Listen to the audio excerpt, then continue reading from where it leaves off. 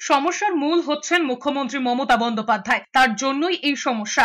আরজিকর আবহে এভাবেই মুখ্যমন্ত্রীকে আক্রমণ করেছেন শুভেন্দু অধিকারী। তিনি বলেছেন মুখ্যমন্ত্রী ধর্ষকদের আড়াল করছেন, তার জন্যই পশ্চিমবঙ্গের মা বোনেরা অত্যাচারিত হচ্ছেন। মুখ্যমন্ত্রীর জন্যই রাজ্যের বেকাররা চাকরি পাচ্ছেন না, একটার পর একটা ডিপার্টমেন্টের পরিষেবা নষ্ট হচ্ছে, এমনই মন্তব্য করেছেন শুভেন্দু অধিকারী। তার আরো মন্তব্য, রাম মন্দিরের উদ্বোধনের সময় জয় শ্রীরাম স্লোগান শুনেছিলেন, এবার নির্যাতিতাদের বিচার চাওয়া স্লোগান শোনা যাবে রাজ্য জুড়ে। পুজো উপলক্ষে উৎসব হলেও চারদিকে শোনা যাবে জাস্টিস ফর আরজি কর। জনসাধারণের বিচারের দাবিকে কোনোভাবেই আটকে রাখতে পারবেন না মুখ্যমন্ত্রী মমতা বন্দ্যোপাধ্যায়।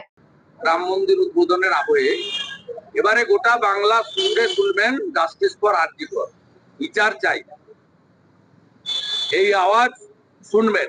পুজো হবে, পুজো উপলক্ষে উৎসবও হয়তো হবে, আর এই আওয়াজটা আরো বেশি করে হবে। এটা আটকানোর ক্ষমতা মমতা ব্যানার্জির বা মমতা পুলিশের। উনি হয়তো মঞ্চে ঘরের ভেতরে এক কথা বলে মঞ্চে এসে অন্য কথা বলতে পারেন, সেই ভয়টা যেহেতু ওনাকে পশ্চিমবঙ্গের প্রত্যেকটি মানুষ হারে হারে চেনে। উনি যে বলেছিলেন না আমি কি জিনিস, আপনি কি জিনিস, পশ্চিমবঙ্গের প্রত্যেকটি মানুষ হারে হারে চেনে।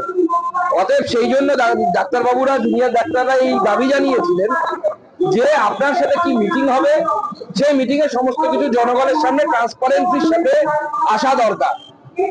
এবার উনি যদি রাজি না থাকেন তাহলে আগেই নাটক করার কোনো দরকার ছিল না।